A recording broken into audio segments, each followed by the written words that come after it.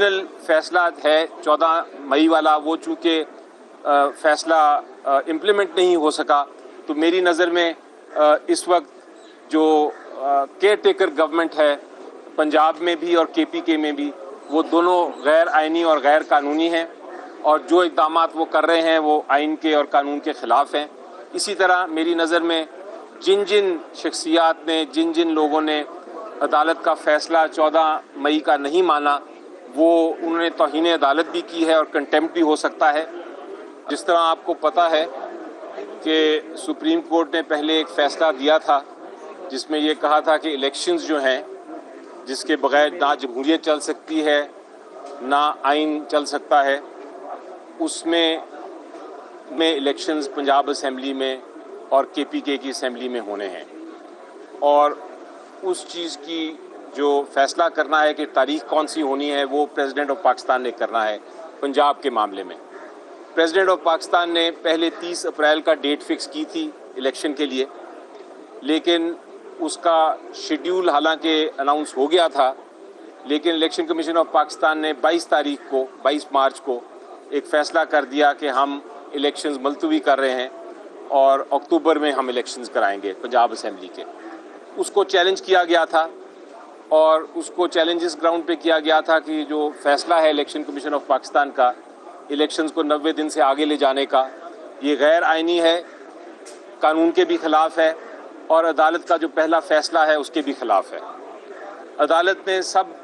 جو فریقین تھے، جس میں حکومت پاکستان بھی تھی، پنجاب کی حکومت بھی تھی، الیکشن کمیشن آف پاکستان بھی تھی، ان کو سننے کے بعد 4 مئی کو فیصلہ کر دیا، اور فیصلے میں یہ کہا کہ 14 دن یعنی 14 مئی کو الیکشن ہوگا پنجاب اسمبلی کا۔ یہ ایک حتمی تاریخ تھی، اور اس کے لیے ایک امپلیمنٹیشن بینچ بھی بنا دیا گیا، لیکن 14 تاریخ گزر گئی اور الیکشنز نہ ہو سکے۔ الیکشن کمیشن آف پاکستان نے وہ فیصلہ جو سپریم کورٹ کو تھا، جس کے اندر یہ کہا تھا کہ 14 تاریخ کو آپ الیکشنز کرائیں پنجاب میں، اس کے خلاف ایک ریویو فائل کر دیا، اور ریویو کی آج سماعت ہوئی تھی۔ ریویو کی سماعت سے پہلے عدالت نے پوائنٹس نوٹ کرنے سے پہلے دوسری سائڈ کی عدالت نے کہا کہ ہم چاہتے ہیں کہ ہم سب کو سنیں، اس لیے ہم نوٹسز دیتے ہیں اور اس کی تاریخ فکس کر دیتے ہیں کیس کی، کہ وہ ٹیوزڈے کو یعنی اگلے ہفتے وہ کیس کی سماعت ہوگی، جب سارے فریقین آ کے اپنی اس ریویو پٹیشن پہ بحث کر سکیں گے۔ عدالت سے درخواست کی تھی کہ چونکہ آئین کا اس وقت ایک طرح سے قتل ہو چکا ہے، 14 تاریخ کو الیکشن نہیں ہوا، تو اس کی تاریخ جلدی فکس کریں، کل ہی اس کی سماعت کر لیں، لیکن چونکہ عدالت مختلف کیسوں میں مصروف ہے، اس لیے اس کی تاریخ ٹیوزڈے کی ہی فکس ہوئی ہے، اگلے ہفتے کی، تو ہمیں کچھ دیر انتظار کرنا پڑے گا اس ریویو کے فیصلے کا۔ جہاں تک اوریجنل فیصلہ ہے 14 مئی والا، وہ چونکہ فیصلہ امپلیمنٹ نہیں ہو سکا، تو میری نظر میں اس وقت جو کیئر ٹیکر گورنمنٹ ہے پنجاب میں بھی اور کے پی کے میں بھی، وہ دونوں غیر آئینی اور غیر قانونی ہیں، اور جو اقدامات وہ کر رہے ہیں وہ آئین کے اور قانون کے خلاف ہیں۔ اسی طرح میری نظر میں جن شخصیات نے، جن لوگوں نے عدالت کا فیصلہ 14 مئی کا نہیں مانا، وہ انہوں نے توہین عدالت بھی کی ہے اور کنٹیمپٹ بھی ہو سکتا ہے۔ بہرحال عدالت نے یہ ضرور آبزرو کیا، انہوں نے یہ کہا کہ ہم اس کیس کی سماعت تو سن رہے ہیں، لیکن اس کے ساتھ ساتھ آپ لوگ جو پولیٹیکل پارٹیز ہیں، ان کا فرض ہے کہ وہ اپنا کردار بھی ادا کریں، اور ڈائیلاگ جو ٹوٹا تھا اس کو بھی آگے چلائیں، اس کے اوپر کوئی حل تلاش کر کے ہمارے پاس آئیں۔ اس پہ میں نے عدالت میں کہا کہ جہاں تک ہمارے لیڈرشپ کا تعلق ہے، ہم نے تو ڈائیلاگ ایک سنسیریٹی کے ساتھ شروع کیا تھا، لیکن جس وقت وہ ڈائیلاگ ناکام ہوا، اس کے ساتھ ہی ہماری ساری لیڈرشپ کو اریسٹ بھی کرنا شروع کر دیا ہے، بلکہ جو ہمارے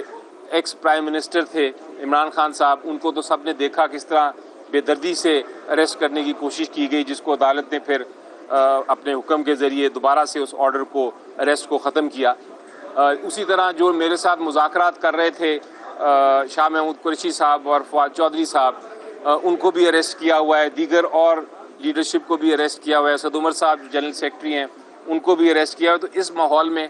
डायलॉग मुमकिन नहीं है। उस पर फिर अदालत ने अटॉर्नी जनरल साहब को बुला के कहा कि आपकी तरफ से अब हाँ होनी चाहिए, आप पहले ऐसे इक़दामात उठाएं जो एक डायलॉग की सहूलत उसका कर सके, उसको आगे चला सके। अगर आप ये नहीं करेंगे तो वाकई ही दुरुस्त कर रही है, दुरुस्त फरमा रहे हैं कि डायलॉग उस तरह तो नहीं हो सकता। बहरहाल उन्होंने ये भी क्लियर कर दिया सुप्रीम कोर्ट ने कि हमारा सियासत से ताल्लुक़ नहीं है, हम डायलॉग की सजेशन तो दे सकते हैं लेकिन हमने फ़ैसला आइन के तहत ही करना है। मैंने अदालत के सामने